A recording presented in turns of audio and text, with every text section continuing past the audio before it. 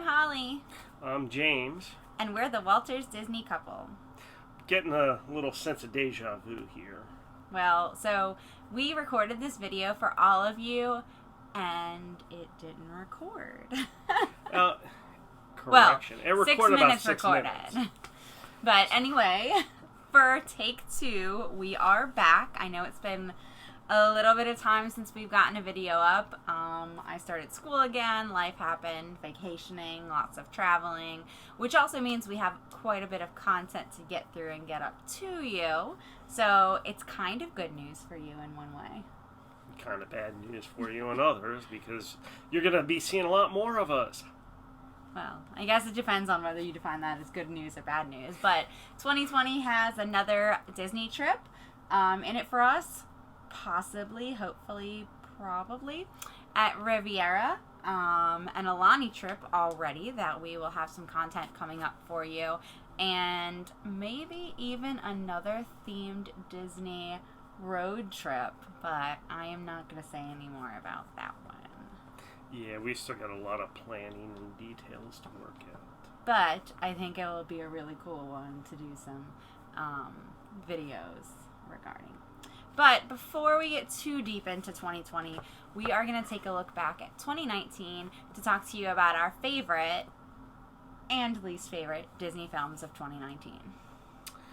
Yes. So I think we're going to start with our least favorite, which I apparently had several, but she seems to love everything. I don't love everything. I just didn't. It was very hard for me to say like least favorite per se, and I didn't go through and least favorite. I didn't say I hated. Least favorite I have, but I didn't go through and rank all the movies that we saw either. And I guess if I had done it that way, then obviously I'd have a bottom 3.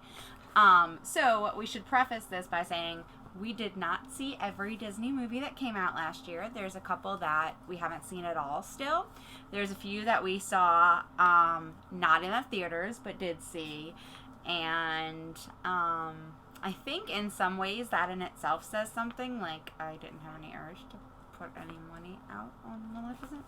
But when it comes to Disney Plus, I'm happy is not the word. I'll watch it. Yes. So, since James has 3 least favorites, I'm going to let him start from his 3rd least favorite all the way down to his numero uno least favorite. And I will chime in because we have a similarity. My not best is one of his 3. Yeah. So, again, my bottom 3 consist of 2 movies that I did not see in the theaters, and one that we did. Yes.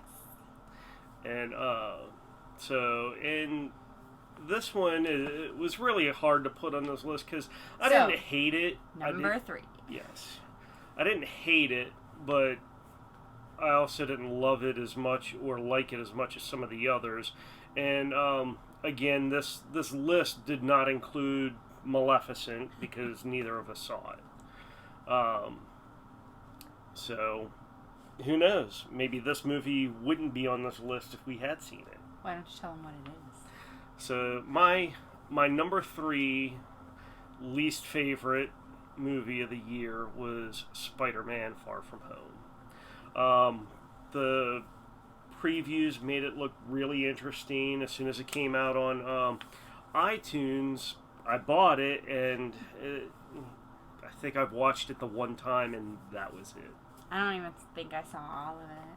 Yeah, I saw pieces of it. Yeah, it was not a bad movie, but it didn't meet my expectations. I'm not a huge Spider-Man fan to begin with. Neither of us are. But I do like the, what is it, Tom Holland or whatever his name. I agree that he is probably one of my preferred Spider-Mans. But I'm not a big Spider-Man fan. Sorry, William, if you're watching. Yeah, it's I like him as Spider-Man. I thought he was good in the first movie, and really liked him in the Avenger movies. Yeah, that he was he good. Was in. But I think it was his relationship with Iron Man that really kind of had me leaning toward being interested in him. Well, but without that in this movie, again, he stands good on his own. I just don't think it was the greatest of stories, and to me, again, it did not meet my expectations, and there was just a lot going on in that movie. It had its funny moments and had its twists and surprises, lots of action, and but just out of the other movies that I saw, I've seen the other movies again, and this one I did not. Yes. So we are now prepared for, or I shouldn't say now prepared. We are preparing for the hate mail that Ray roll in from this video. But I preface that before saying, what's your number 2? Yeah, my number 2 least favorite, and I'm sure I'll get a lot of disagreement on this. I think it was mistitled. Should have been called something else. Nothing obscene, of course, but just something else would have seemed more fitting to me. So that being said, my number 2 least favorite, Captain Marvel. This one I did have an issue with the lead actress. She just very emotionless, not very charismatic. She kind of brought this movie down. And what the movie should have been called was The Adventures of Nick Fury, because I feel that Samuel L. Jackson really, really carried this movie. Samuel L. Jackson and a cat carried this movie more than Brie Larson did. I guess I need to watch this movie. Yes. A cat. And, it was more interesting from the aspect of learning about Nick Fury as a young agent, as opposed to, gee, this is how Captain Marvel got started. It was like, she was just a side note, in my opinion. It was dull, boring. At least from her aspect, from the aspect of looking at it from a Nick Fury origin story, it was kind of entertaining. But again, that goes back to this movie was poorly named. If you're focusing on Captain Marvel, she really was.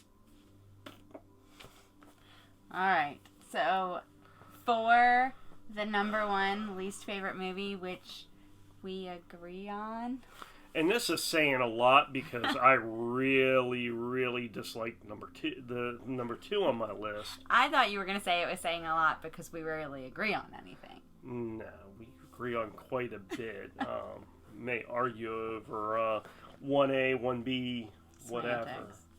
So, number 1 least favorite film is The Lion King. The live action Lion King that should have never been made because the first Lion King was perfect. And since all you did was just reanimate the same and do the exact same story. Reanimate less well. Then what I mean by that is, like, was it pretty? Yes. Did they look like lions? Yes. Did they look like emotional characters that I could invest in with those same emotional expressions and level? Absolutely not. What really brought the house down on this one was the music. It was the original soundtrack had a lot of emotion it had to Elton it. John. Whatever. I like Elton John. I think the original soundtrack was just fine without, if you knocked off his music too. But it's a matter that the music really made the first one. Yes. And the fun animation.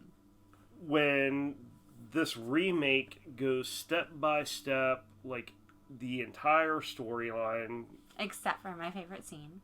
Except for your favorite scene, I guess there were a few very, very minor variations, but outside of that, it was the exact same story told by a cast that seemed to be a little less invested in it, which is a shame because it's a good I mean, it's one of the Disney Renaissance movies. It's one of the best Disney Renaissance movies. But it was just very lacking over the original, and it all boils down to the music. I'm sure I'm going to get flack for this, but just because Beyonce sings a song doesn't mean it's Grammy worthy, despite it being nominated for a Grammy and not winning. I'm glad it didn't win because it wasn't worthy of winning.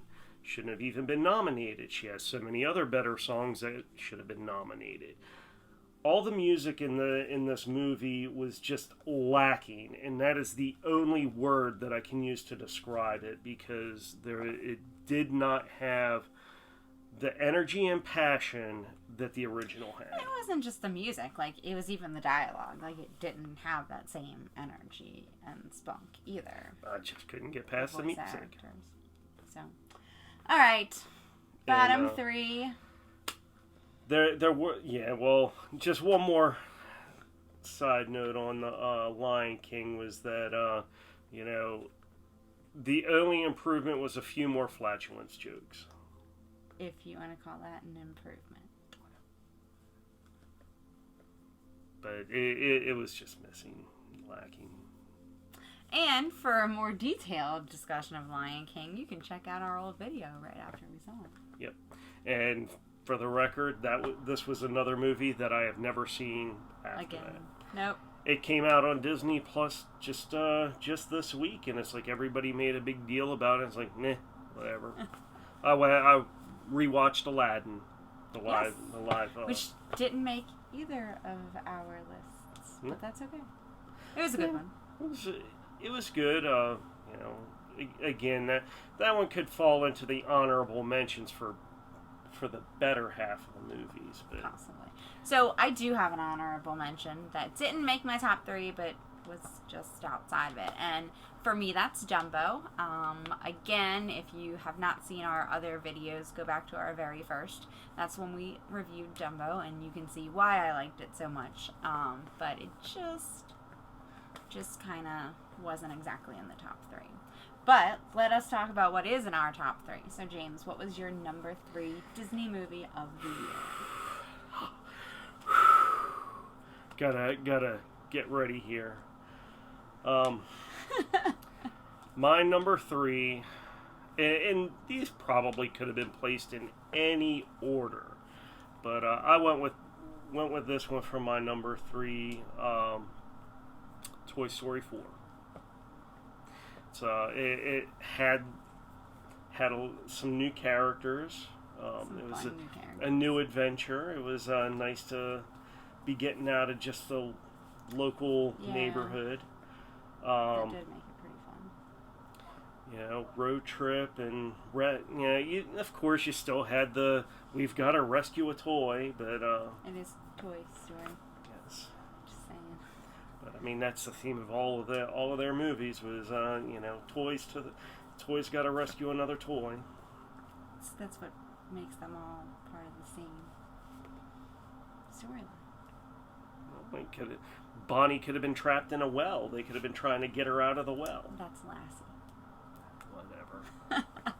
All right, so my number 3. What was your number 3? So my number 3 brings us back to the superheroes, and it was Avengers Endgame. We've been on a really, really long journey with the characters in this movie. I know it made a lot of money. I know a lot of people loved it. I know of people who didn't like it so much. But I was really drawn in the beginning with the emotional tones for it. And then, the 3 big ones, Captain America, Iron Man, and Thor, are some of my favorite Marvel characters. So you got to see the culmination of some of their arcs. I don't know what we want to say with Thor, but Thor is going to be an Asgardian of the galaxy, so his story may continue. That's true. But I really enjoyed it. It's one that I will definitely be popping on again and again to watch. And so that's one of the reasons it was in my top 3. It didn't make my top list, and thankfully it didn't make my bottom list either. but it didn't make my top list because I guess I was disappointed with to a degree with the ending. It's it was an epic battle. It was a cool battle, but there were some things that were forced in there, and political undertones that were forced in there. Captain Marvel comes in last second, blasts through Thanos' ship, and kicks his butt one-on-one, and where were you the rest of the movie? It's like, why is it that you're never here when you need to be here? And it's, to me, with Tony Stark passing and there not really being a clear path forward, I don't know how much I'm going to be following any future Marvel movies. But without a clear path forward, that gives them all this room to do stuff with. Yeah, we shall see, I guess. It's I just got such an issue with Captain Marvel. But I think there's still some fun stuff they're going to do with Marvel. WandaVision, that's supposed to be coming on Disney+. But when is it coming? It's still not there. It's like, what was it? It wasn't supposed to come out the first year. The Hawk and, Winter Soldier is supposed to have their series. Where is it? It's like... But not all of them were supposed to be coming out at the beginning. Some of them weren't coming till the second year. Well, basically, we've had 8 episodes of The Mandalorian, and now there's nothing new on Disney+. Well, it's still early. But this is Disney. They're supposed to have planned for this crap. I actually heard a pushback date for one of the other shows, too, so... But, upcoming is Black Widow. I'm not sure how I feel about going to see that, especially knowing that Black Widow is dead now. But it's going to be an origin story. Yeah. And I'm really interested in her origin story, because I like kind of where that started. You've got something to relate to her by. I'm not a redhead. I'm not a ballerina. Not a spy. We could dye your hair and buy you some point shoes. Okay. Well, we'll contemplate that maybe for a Halloween costume or something. Or for our movie review. Comment if you want to see that in our movie review. Don't say no. Say no. So, moving on. What was your number 2? I forget. Oh, that's right. It's Frozen 2. Again, my top 3 are pretty interchangeable. I could have gone any which way with these. Frozen 2 was, it was a fun movie. There was a lot of character growth. I didn't love the soundtrack initially, but after somebody, drugged me to go see it 3 times, the soundtrack has kind of grown on me. I've seen, I've read into some of the characters a little bit more than I initially did on the first viewing. And, unlike with The Lion King, where we tried listening to the soundtrack before we went to the movies and couldn't get through it. That says a lot. It does say a lot. Especially for you being like a movie Disney-loving freak. And music. Just Frozen music was good. Frozen music, again, it grew on me. Disney tried to force Into the Unknown as being the It song. Personally, it's kind of the It song with a SH in front of it. Because there is... I mean, it's not that bad. I still like it. It wasn't the song. I don't think it was that bad. The best part of that movie was when Olaf was constantly going, wow, wow. That was the best part of that song. This has been my life for 3 months. And, Elsa was a little pitchy. Elsa was a little pitchy. Yeah, the music has grown on me. I wasn't buying into the whole "Into the Unknown" as being the It song. There was I keep forgetting the title of the song that I did Show like. Yourself. Show Yourself. That one. How you can forget that is beyond me. Go listen to the song. It's Oh no, quite my obvious. my mind's been kind of fried lately. Just so much going on and everywhere, a little bit everywhere, and but the I've already forgotten what the name of the song was. Oh, Show Yourself. But that one to me was more emotional and powerful than Into the Unknown was, And that scene was just beautiful. yeah, and so to me, it was more meaningful for that song, and that should have been the It song. Um, you have some input as to some of the other music I'll on talk that, about that in a minute. and you can do that. So now, you've heard my number 2. So what's your number 2? My number 2 is Toy Story 4. Just That's it. a little off. That's it. No. So I've said before that Toy Story is not a franchise that I grew up with or really, really loved. But Toy Story 4, for some reason, I was drawn to. I was very hesitant going in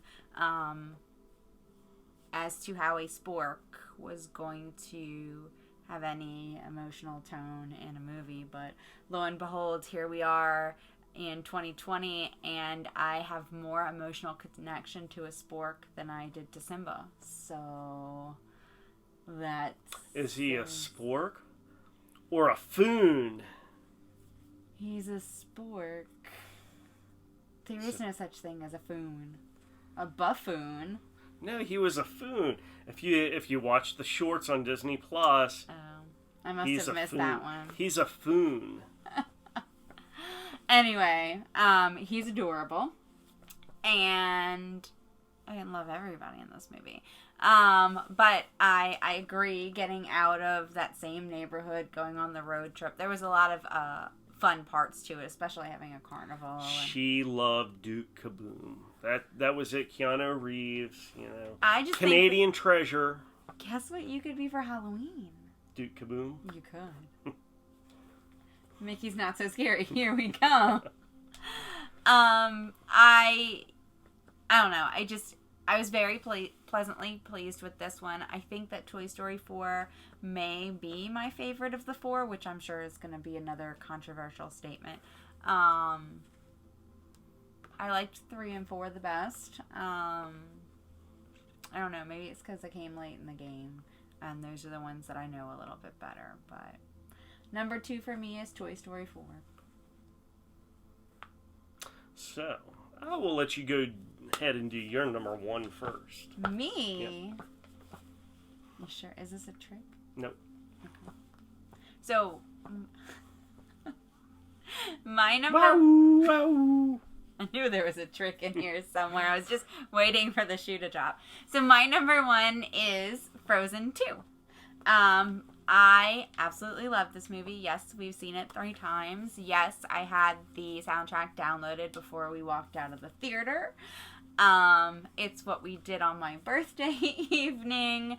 I sing the songs all the time. I may have even brought some of the songs to work with me to do therapy with. I love this movie. Therapy for other people. Yes, therapy for other people. Thanks for clarifying. They knew what I was talking about. Therapy for Jesus. I could probably use some. So, it's a sequel. Disney doesn't usually do sequels. Back in the day, Walt did a sequel to The Three Little Pigs, and it flopped, so he's known for saying you can't top pigs with pigs, and sequels just weren't done. That being said, I was kind of apprehensive going into Frozen 2 for that reason. Frozen, the original, is something that I think is really important to us as a couple. It was our first princess movie that we saw together in the theaters. It came out around kind of a big change time for me in my career. It was right around the same time that we started going to the parks. Like Frozen. Yeah, that was our first trip. Yeah, Frozen's been. We went to Epcot and there was a line to meet and greet Anna and Elsa. We were there for breakfast at like 9:30 in the morning, and there were people standing in line for the 4 p.m. meet and greet. Yeah. It's like I could not imagine paying $100+ a person to get into the park to sit in line from 9 a.m. till 4 p.m. to meet and greet these characters. That being said, Frozen's been big for us, so I was apprehensive going in. I thought they did great, though. Here we are, a handful of years later. Yes, it's a little bit more mature. I was very happy with how they tackled some of those themes, and I've heard complaints of that. It was too mature.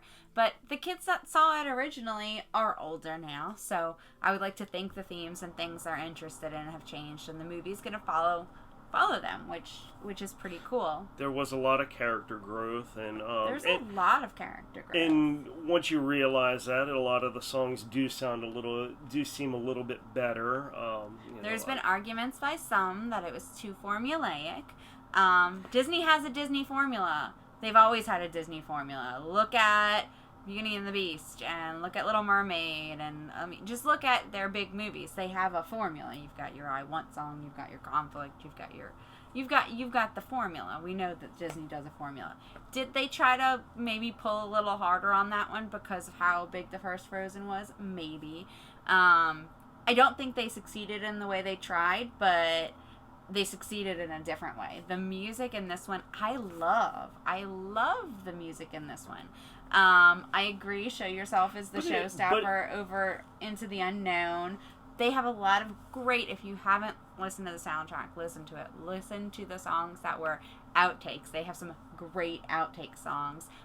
Kristoff, amazing. Everything he sings in this movie is amazing.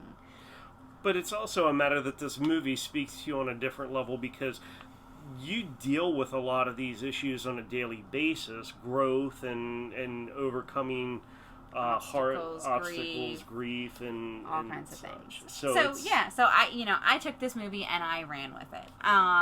And I think that's great. I think that it's great that Disney is delving into these areas. It's how I felt about Inside Out. I'm hoping they hit another home run with Soul coming out this year. So Frozen 2, sorry we didn't do a review of it. The movie will be coming out soon, though, so maybe you'll get a review coming your way. The Disney Store is pre-ordering it, and they have the lithographs, and they're fabulous. In reference to the scene we were talking about earlier for Show Yourself, as she's just riding across that river. Beautiful, beautiful lithograph of that scene. Probably the most powerful scene in the whole movie, I think. There's so many to choose, but that one it's beautiful. They did so well. The animation in this movie is amazing.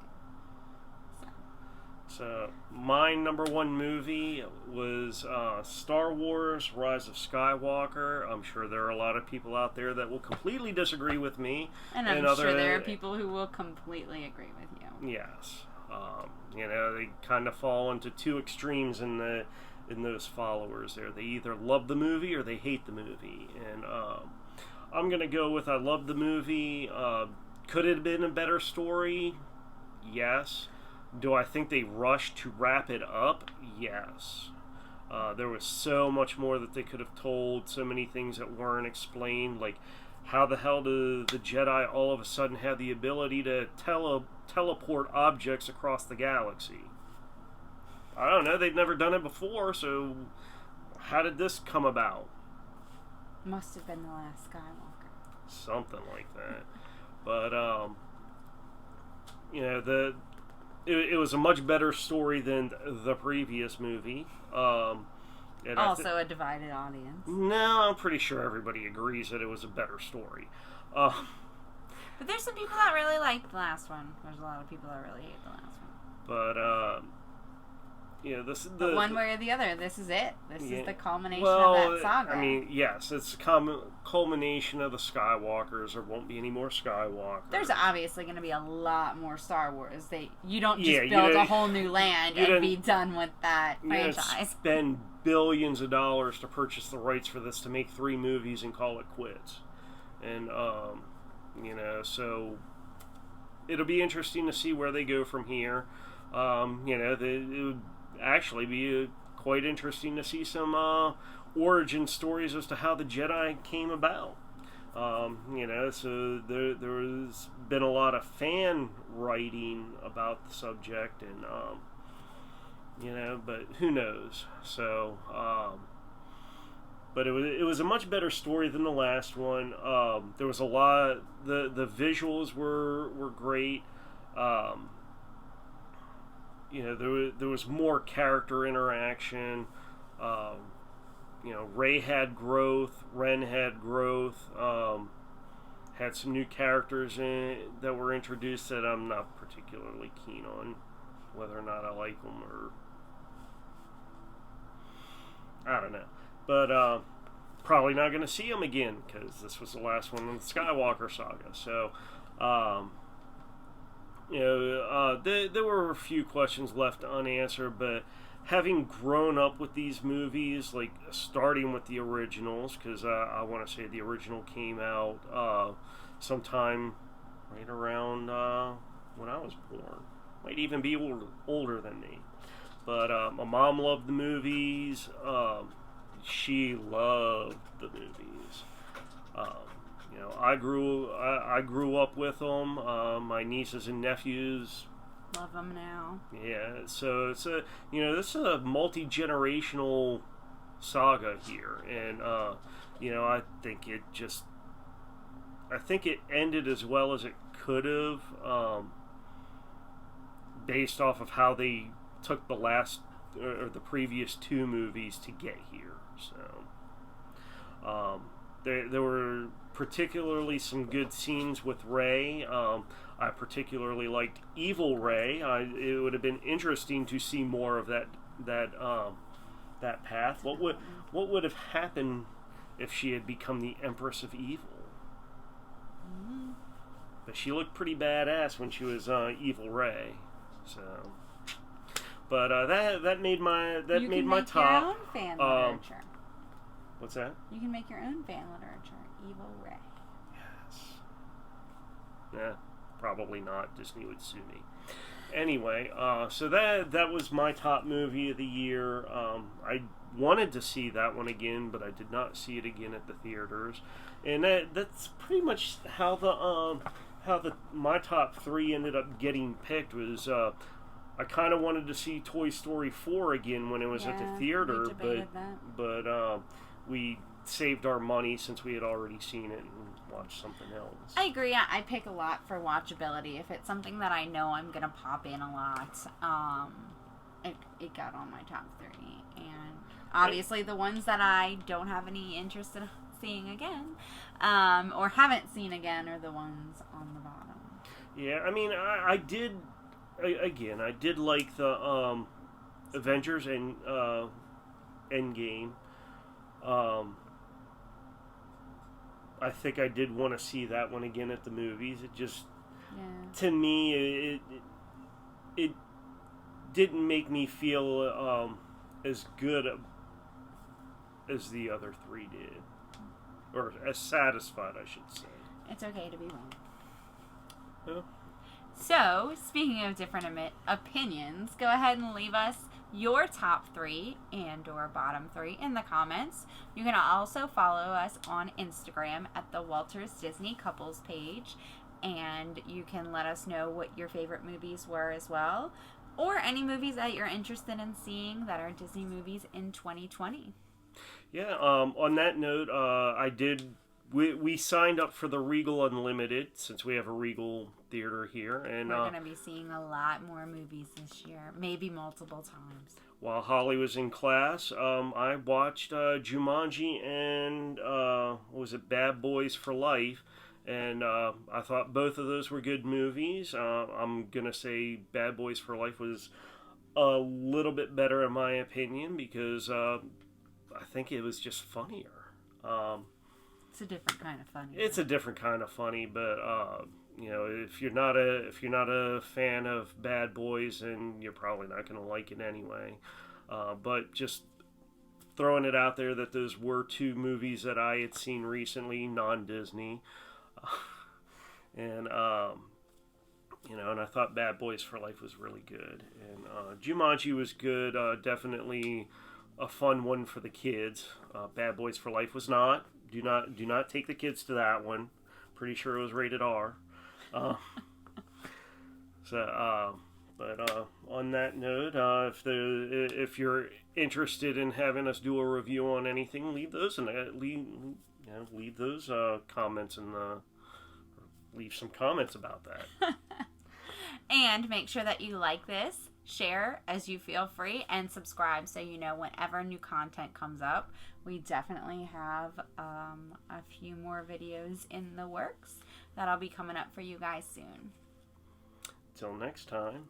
Ta-ta for now.